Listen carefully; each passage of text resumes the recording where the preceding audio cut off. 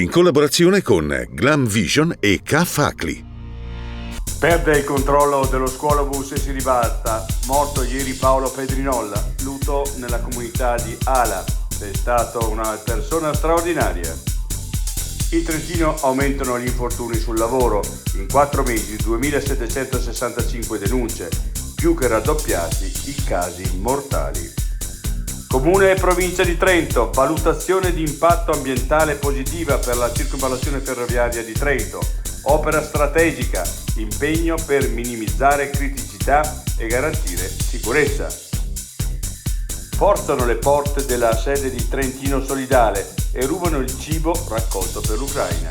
Assurdo, l'ennesimo furto, ma noi siamo qui per aiutare, basta chiedere. 8 sagome in legno lungo le vie di Gabbiolo per sensibilizzare la comunità. Il comitato, la viabilità qui è un problema. Strade strette e trafficate, senza marciapiedi. Sei un lavoratore autonomo o hai una piccola impresa? Scadenze fiscali, novità normative, fatture e versamenti. Sono molte le cose che possono farti girare la testa e perdere tempo. Non rischiare. K-Facli ti dà una mano ed è pronto a risolvere ogni tuo dubbio.